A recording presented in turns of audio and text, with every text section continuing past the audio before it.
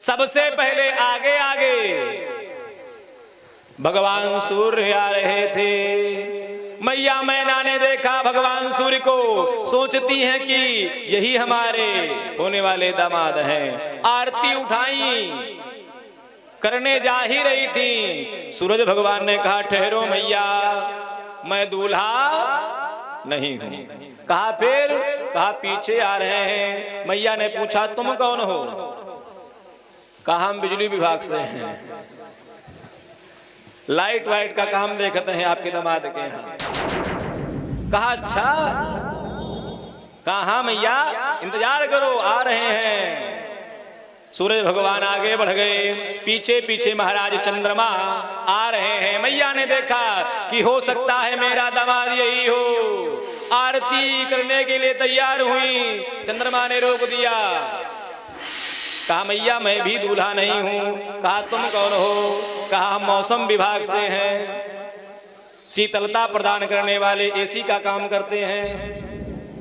कहा अच्छा हाँ हाँ। कहा आप इंतजार कीजिए, पीछे दूल्हे साहब आ रहे हैं। चंद्रमा जी भी आगे बढ़ गए। उनके पीछे महाराज कुबेर पुष्पक पर बैठ करके सुंदर आभूषणों से सुसज्जित होकर के आ रहे हैं। जैसे मैया ने भगवान कुबेर को देखा, विचार करती हैं कि कितना सुंदर लग रहा है, हो सकता है मेरा दामाद यही हो। और आरती उठाया करने के लिए कुबेर जी ने कहा ठहरो मैया, मैं भी दूल्हा नहीं हूं।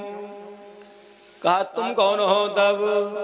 कहा कोषाध्यक्ष, आपके दामाद के यहाँ धन का लेखा जोखा सब मैं ही करता हूं।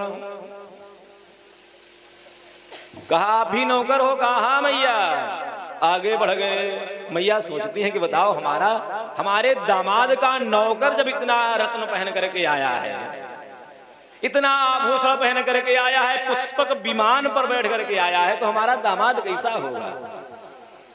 इंतजार कर रही हैं। पीछे भगवान नारायण शंख चक्र गदा पद्म को धारण किए हुए सुंदर गरुण पर विराजमान होकर के मंद मंद मुस्कुराते हुए, इनके गले में कौस्तुभ मणि सुंदर सुशोभित हो रही है, जिसके प्रकाश से पूरा भवन चमक उठा। मैया ने सोचा कि हो सकता है मेरा दामाद यही हो। आगे बढ़ी आरती उतारने के लिए। भगवान ने कहा मैया मैं भी दूल्हा नहीं हूं। भैया कहा तुम कौन हो?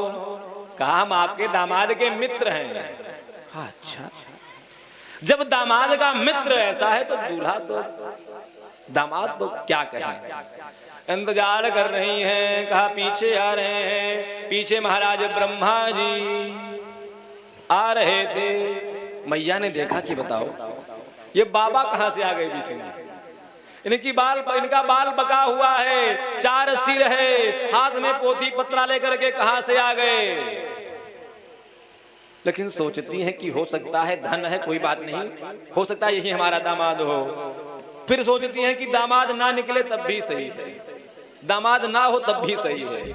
आरती उतारती हैं कि परंपरा है, लाओ जैसा भी दामाद है लाओ आरती उतारें। जैसे ही आरती उतारने के लिए हाथ बढ़ाया, ब्रह्मा जी ने कहा ठहरो मैया, मैं भी दूल्हा नहीं। हृदय में सांस आई, अच्छा हुआ ये नहीं है। ब्रह्मा जी आगे बढ़ गए। ये भी नहीं पूछा कि भैया तुम कौन हो, आगे बढ़ गए।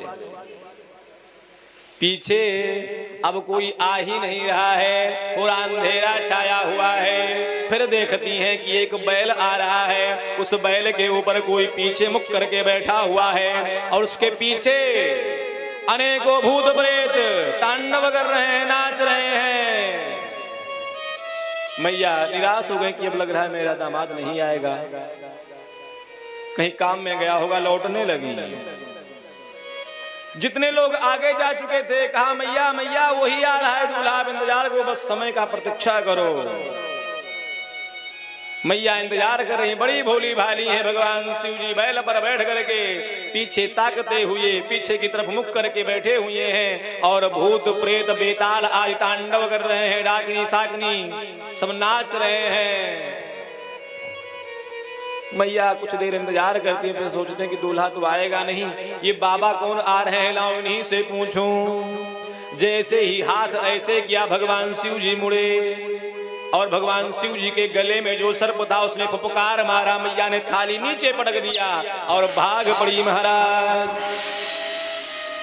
जितने बाराती लोग थे भगवान शिव जी के ग्रुप वाले सब कहने बाबा हम आपके बारात में नहीं जाएंगे। कहा क्यों? कहा बताओ आपके बारात में सब क्या हो रहा है? मैया आई थी आरती उतारने के लिए, थाली फेंक करके चली गई।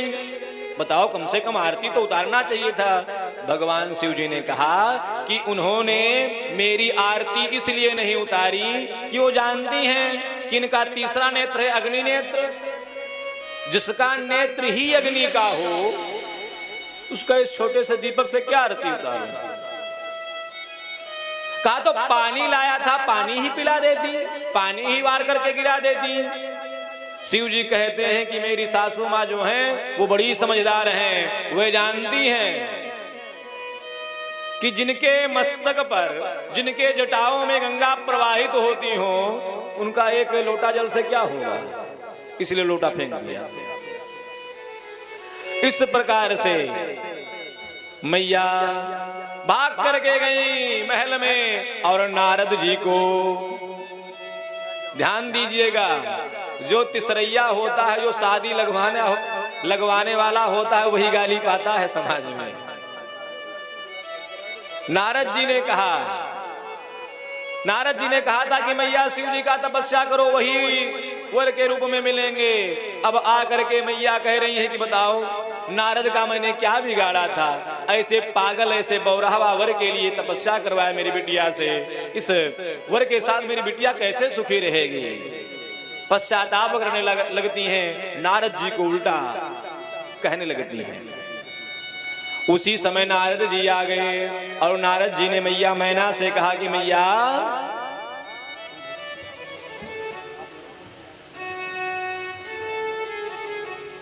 आज महाराज भगवान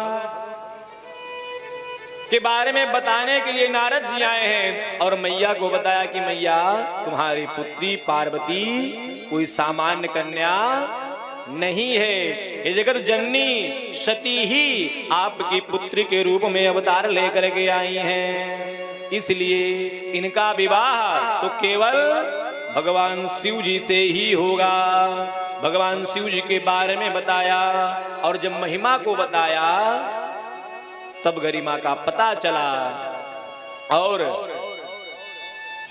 मैया मैना पुनः आरती लेकर के आई हैं और भगवान शिव जी सुंदर हो गए हैं महाराज। भगवान शिव जी के जैसा सुंदर कोई संसार में है ही नहीं। कितने सुंदर हैं? कर्पूर गौरम करुणावतारम संसार सारम भुजगेन्द्रहारम सदा वसंतम हृदयारविंदे भवं भवानी सहितं नमामि।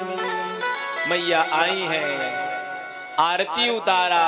आरती उतारने के बाद भवन में ले गई हैं। सुंदर मंडप बना हुआ है, सुंदर ब्राह्मण समूह आए हैं महाराज। वेद ध्वनि, हर्षद ध्वनि, शंख ध्वनि आदि की ध्वनियां पूरे भवन में गुंजायमान हो रही हैं। और ब्रह्मा जी स्वयं आए हैं शिव और पार्वती जी का विवाह करवाने के लिए। सभी माताएं सुंदर सुंदर गान कर रही हैं, सुंदर भजन गा रही हैं। कि शहनाइयों की